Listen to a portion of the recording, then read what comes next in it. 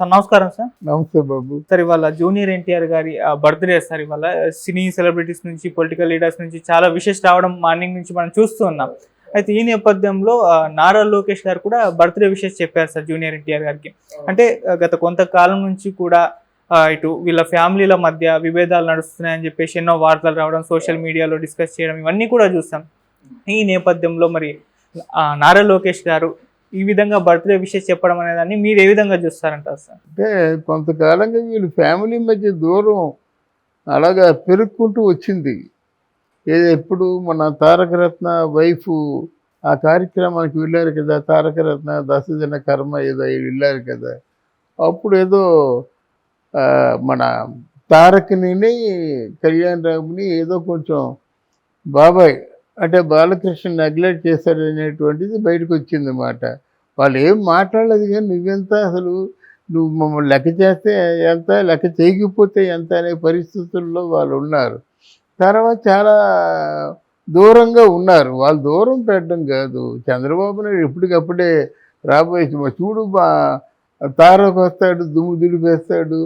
ఆయనకి ఇంట్రెస్ట్ ఉంటే పార్టీలో రథచక్రాలు చేపట్టాడు, రథసారథిగా ఉండమని చెప్పాడు. అసలు సీఎం అయితే సీఎం అవ్వమని చెప్పాడు. అంటే అది అఫ్కోర్స్ రాజకీయం అయినప్పుడు కూడా తప్పు దొరకకుండా మాటలు చెప్పాడన్నమాట. ఆయన వాళ్ళ తాత నిర్మించిన పార్టీ, ఆయన ఏమి చేయాలనుకుంటే చేయమని చెప్పండి. సారథ్యం వహిస్తారా, అధ్యక్షుడిగా ఉంటారా, లేకపోతే సీఎంకి ఏం చేస్తారో చేయమని చెప్పండి. నాకు ఎవరైనా ఉంటేనే విషయం రాజకీయాల్లో బాగా అనుభవం ఉన్నవాడు కనుక చెప్పాడన్నమాట.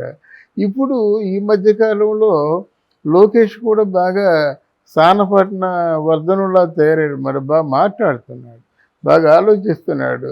స్టేజీ మీద ప్రధాని మోదీ పిలిచి ఏమిటి విశేషాలు, what happen here, what the situation అడిగితే మోదీ గారితో ధైర్యంగా చెప్పి మోదీ గారు ఎలాగా వెన్ను నిమిరి ఎప్రిషియేట్ చేసే స్థాయిలో ఉన్నాడు ఆయన. ఆయన మామూలుగా బర్త్డే గ్రీటింగ్స్ కదా, ఆయనతో మనం ఎందుకు దూరంగా ఉండడం, ఒకటి ఆయనతో విరోధులుగా మనం ఎందుకు ఎస్టాబ్లిష్ అవ్వడం, అదేమి కాదు. So let me celebrate the function, or let me take part in the function and give my blessings అని చెప్పేసి ఏదో ఉద్దేశంతో ఆయన చెప్పాడు. చెప్పినట్టయితే ఇక దీని వెనక ఏమైనా ఉందా అనుకోండి, ఏముంది ఇక్కడ. జూనియర్ ఎన్టీఆర్ ఏంటంటే తప్పుల మీద తప్పులు చేసి వెళ్ళిపోతున్నాడు. మీరు ఎదుగుతున్న కొద్దీ ఒదుగుండాలి. మనకు అందరికి కూడా ఆదర్శం చిరంజీవి గారు.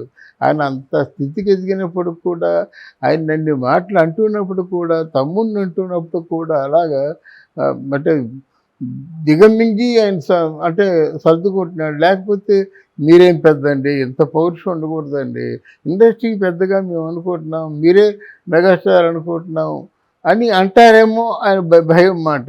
అందువల్ల మనం ఆయన భయపడుతున్నాడే మనం సంతోషం పడడం కాదు, ఆయన చూసి మనం ఏమి నేర్చుకోవాలి. ఎవరైనా ఇన్ని విధాలుగా వాళ్ళు కంట్రోల్ చేసుకొని వాళ్ళు బాగానే తమాయించుకున్నప్పుడే పెద్ద మనిషిగా గౌరవించబడతారన్నమాట. అటువంటి పరిస్థితుల్లో ఈ తారక్ లేడు. మొదట్లో నిన్ను కూడా చాలా బాగా అభిమానించి ఎప్రిషియేట్ చేసేవాడిని. అంటే తారక్ అంటే ఎన్టీ రామారావు లాగే ఉన్నాడని నేను అనుకునేవాడిని. ఒకసారి అంటే స్టూడెంట్ నెంబర్ 1 ఎప్పుడో ఫంక్షన్లో నేను ఆదివారం పత్రికకి ఇన్ఛార్జిగా ఉండేవాడిని. ఏదో స్టోరీ తీసుకెళ్దామని వెళ్ళాను. నాకెందుకంటే ఇంట్రెస్ట్, తారక్ ఫస్ట్ ఇంటర్వ్యూ చేసింది నేను. అది ఎలాగంటే ఎంఎస్ రెడ్డి గారి తాలూకు బాలరామాయణంలో రామారావు చేయవయ్యా, నువ్వు సీనియర్ కథ చేస్తే బాగుంటుంది పిల్లల కంటే, ఆ ఫస్ట్ అన్నపూర్ణ స్టూడియోలో అలాగ ఆడుకుంటూ ఉంటున్నటువంటి తారక్ ఇంటర్వ్యూ చేశాను. That was his first interview. ఆ ఇంటర్వ్యూ కూడా నా దగ్గర ఉంది. ఆ కారణం చేత అభిమానం అన్నమాట. అయితే ఇక్కడ ఏమైందంటే అప్పుడు ఆయన చాలా ఒత్తిళ్లలో ఉన్నాడు. ఫ్యామిలీ పరంగా ఏ కోఆపరేషను లేదు. తర్వాత ఆయన తాలూకు కోరికలు కూడా తీరటం లేదు. తల్లి చాలా కష్టాల్లో ఉంది, సంగీత పాఠాలు చెప్పే వ్యక్తి కదా. అరంగేట్రం కూడా తర్వాత జరిగింది అనుకుంటాను. మన దాని పేరు త్యాగరాయ గాన సభలో చిక్కడపల్లిలో తర్వాత జరిగింది అనుకుంటాను. అప్పుడు ఆయన ఎలా మాట్లాడాడంటే, చాలా ఒత్తిళ్లలో ఉన్నట్లు, చాలా సమస్యలతో ఉన్నట్టు, చాలా బాధల్లో అంటే తెలియని చిన్నపిల్లలు కనుక తెలియకని వ్యక్తపరిచారనమాట. మరి అంత మంచి మనసుతో ఉండి అన్ని మంచి మార్కులు కొట్టేసినప్పుడు ఇండస్ట్రీలో అందరినీ ఒకసారి కలిస్తే ఆయనకి అంకితం అయిపోవడమే కదా. ఎవరైనా ఆయనతో సినిమాలు తీసేవాళ్ళు మళ్ళీ ఇంకొకతో సినిమా తీస్తారా? అంత బాగా మాట్లాడగలడు. అంటే ప్రొడ్యూసర్స్తో అంత బాగా మాట్లాడగలడు, లింకులు పెట్టుకోగలడు. వివి వినాయక్ అన్న అంటాడు, అన్నలాగే చూశాడు.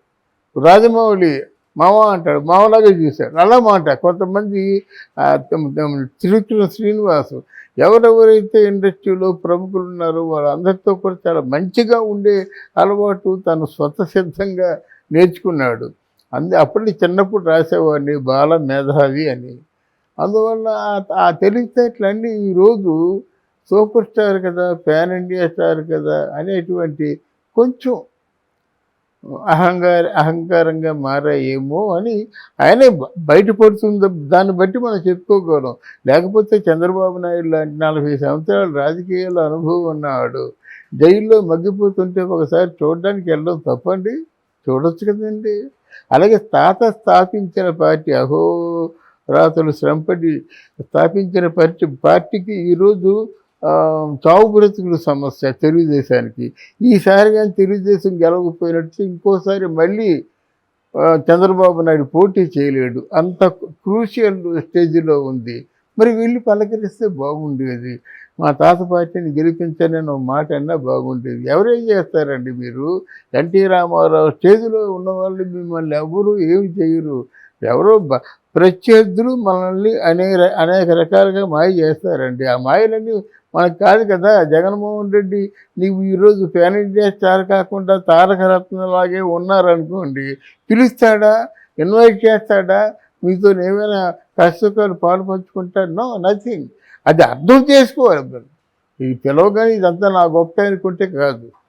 అలాగే అందువల్ల ఇది కేవలం ఆయన కలుపుకుందామని చూస్తున్నాడు. మరి ఈయన ఏ విధమైన రెస్పాన్స్ ఇస్తాడో చూద్దాం.